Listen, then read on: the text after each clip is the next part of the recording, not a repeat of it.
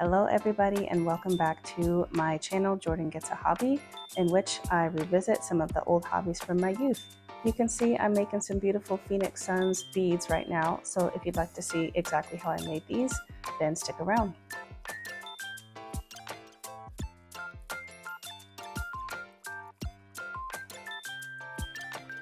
So I am starting by reopening my Klutz incredible clay book that I used to have when I was in elementary school. So if you're new here, it's imperative that you know I'm pretty much a complete beginner here.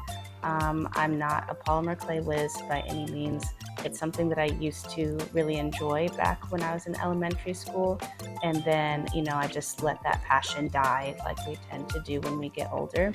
But I decided to start revisiting some of my old hobbies now that I'm back in my 30s. So at the moment, I'm just picking out a lot of my colors, and that is not a still shot. I'm actually just trying to figure out exactly what I'm doing. But yeah, there's the page turn. Figuring out some color theory and exactly which color I want to represent where on my beads.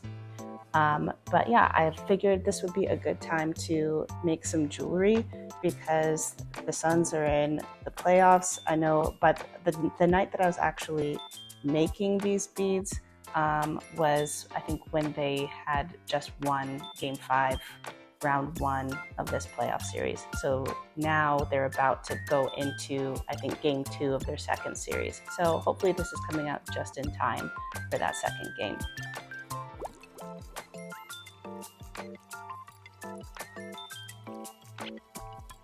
I'm going to be starting out with just a lot of round balls. It's going to be a lot of rolling, a lot of logs, because I'm basically going to be doing similar techniques to when I made some sushi a while back.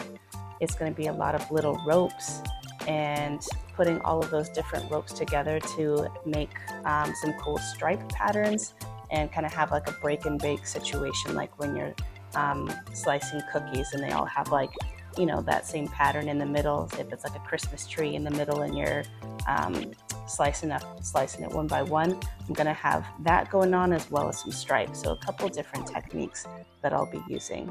So right now it's just a lot of rolling and kneading the dough. Now that it's pretty warm where I live, the dough is a lot easier, or the clay, I guess. The clay was a lot easier to knead than it has been in the past, so I was thankful for that.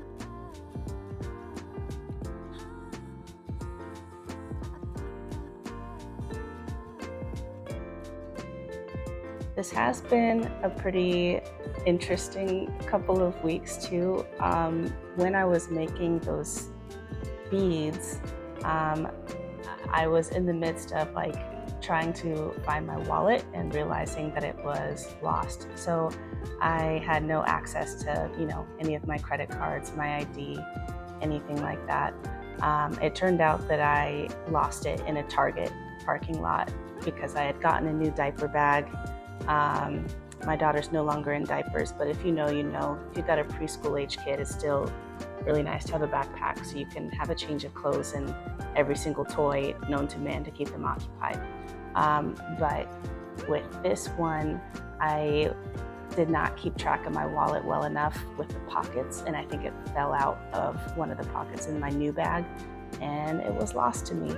So I had to be without, money basically, and it was crazy to think about just how reliant we are, even just not having cash and basically just having a few pieces of plastic in your wallet, and how much that just means everything for I guess how you are able to just afford things and relate to the world around you based on having all of these things that just represent your identity and represent the money that you have in your account, but it's not real.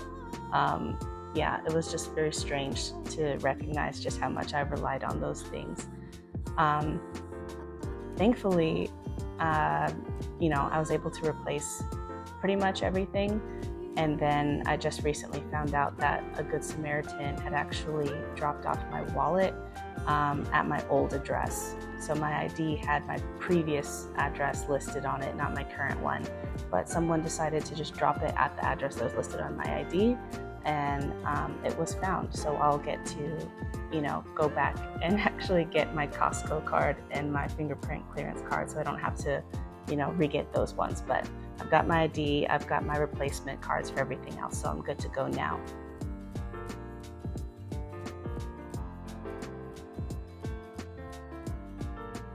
But something that I did recognize during this time is maybe some issues that I'd had with feelings of discontentment. Not having access to my money, I think, made me realize exactly how much I've been daydreaming about things I want to buy for our home. I get into the habit of like perusing Facebook Marketplace or Wayfair, all these places, because, I think everybody wants their home to look nice. You want it to look like you. And sometimes I get a little impatient. Sometimes I'm good about it and thinking like, we can take our time to build the house that we want. Not build, but like decorate the house that we want. But it's going to take time to basically get the pieces that we want. And we can't just throw money at it all at once to get everything that we want.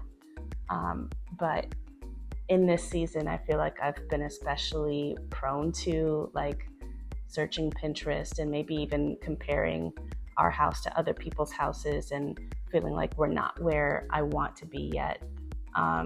So losing my wallet, I was trying to tone that down a little bit and try to sit with the fact that, I can't just have everything at the drop of a hat. And that was hard, I think, to realize exactly how much I was like saving things on Amazon and comparing things to other people's homes. And I wish I could tell you that I completely turned a new leaf and the whole, wallet loss process made me recognize exactly how blessed I am. But the reality is that it, I still struggle with it sometimes. But it was definitely a helpful pause just to make me reflect on exactly how much I'd been, I think getting caught up too much in the comparison game.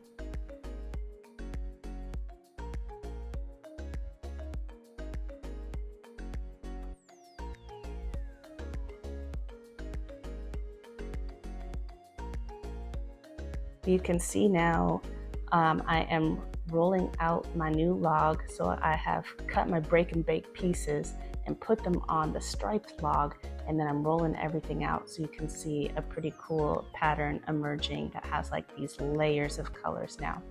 So with the purple, black, silver, and I don't know if you can tell very well right now, but there's some colors that are just like solid, and then there's other colors that have a lot of glitter in them, so it has like a nice sparkle to some of it, but not everywhere.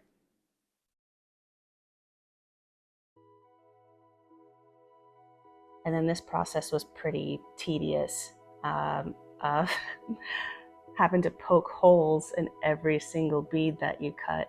I wish there was some way to automate that process. Maybe I'm sure there is if you like work for a bead company. But no, I had to poke holes in every single bead that I made.